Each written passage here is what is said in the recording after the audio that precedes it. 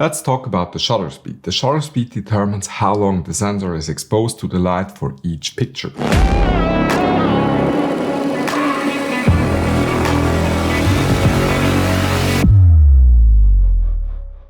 It is one of the three main settings to control your exposure in camera. The other two are aperture and ISO. And very important, it also affects the motion blur from an image. The shutter from a camera is between the sensor and the lens and blocks the light in the time period you choose. The higher the shutter speed, the darker the image will get and the less motion blur it creates. The lower the shutter speed, the brighter the image will get and the more motion blur it will create. In today's mirrorless cameras or cinema cameras, the shutter doesn't work mechanically anymore. That works everything completely electronical.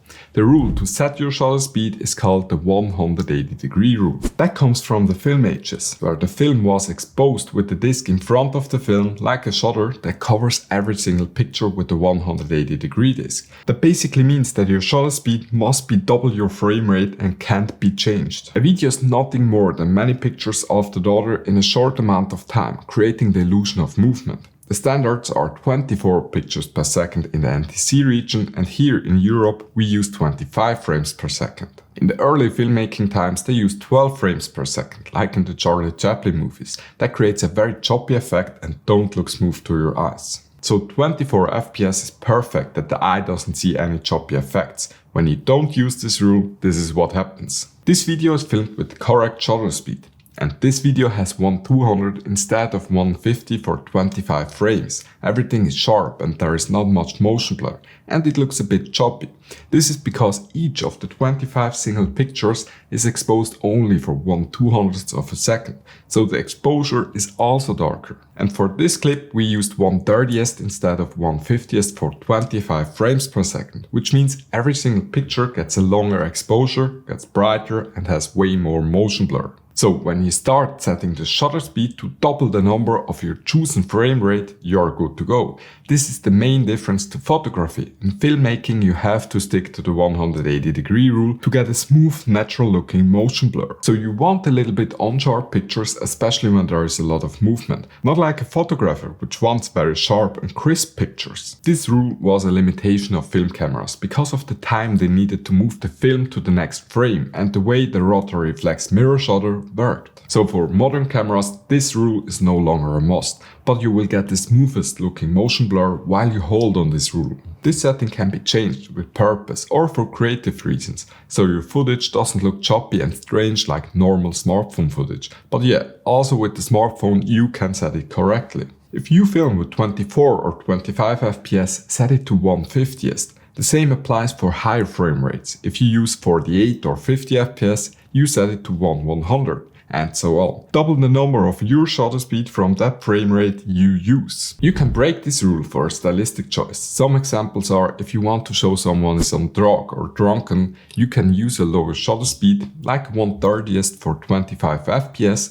That creates so much motion blur that you feel like a drunken person as a viewer. A lower shutter speed can also be used when you drive at the same speed as another car. The background looks like the car goes really fast, but in reality you were driving very slow. The only case you never should do is to go lower with the shutter speed than your actual frame rate is. This way the camera duplicates some frames every second and it starts to look very choppy and it's not more usable. If you use a higher shutter speed than the 180-degree rule, you get an effect called staccato effect. That has very little to non-motion blur and it's often used in war films or hectic fight scenes, so everything looks sharper and hectic to the eye. With cinema cameras you can use the shutter angle instead of the shutter speed, showing you the angle from 0 to 360 degree and not the fraction of time.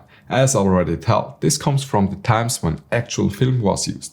The camera had a mechanical shutter that looked like a 180-degree disc. So every second 25 frames were pulled through the front of the lens. So every single picture is for 1/25th of a second in front of the lens. So it exposes every single picture only the half time, which is 1/50th of a second. The biggest advantage of modern cameras with shutter angle is that you can set your angle, which doesn't matter which frame rate you choose, the camera sets your shutter speed accordingly. The shutter speed always stays double your frame rate when you set it to 180 degree. The lower the angle is, the shorter your image will get exposed and you get less motion blur. The higher the angle is, the longer your image is exposed and you get more motion blur. It's directly the opposite of the shutter speed in sense of a higher number. Doubling or halving the number of the shutter angle changes the exposure by exactly 1 stop of brightness. If you use a higher frame rate to create the slow motion effect, the 180-degree rule still applies the same, but it doesn't create exactly the same amount of motion blur.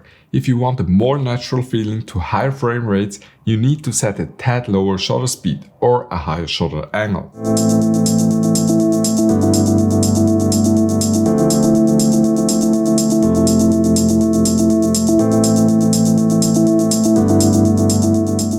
But this is only information that you are aware of it. The 180-degree rule just works fine for such cases. You can run into a situation where you set your shutter speed to 1/50th of a second with 25 fps and you want to use open aperture for a good separation effect or more depth in your image. But also your ISO is at the lowest possible setting and your picture is way too overexposed. In this case, you have to use an anti-filter in front of your lens to block the light. You will learn more about anti-filters in another video, but basically it works like sunglasses for your lens and camera to keep the proper exposure. In case you don't want to deal with anti-filters, you could set your shutter speed higher and still let your aperture open, so you lose only the motion blur and not the separation from the open aperture. This is not the best way to shoot, but better a picture than no picture. In this case, you can add the motion blur back in the post-production with external plugins like Real Smart Motion Blur. But maybe your computer struggles with that when you have to add this plugin to every single clip in the timeline. But to be true, don't be too lazy to deal with anti-filters. It's worth it as long as you use a good quality of filters. The last point, the downside of having an electronic shutter and not a mechanical one, is the rolling shutter. This happens while the sensor reads out every pixel row after the other.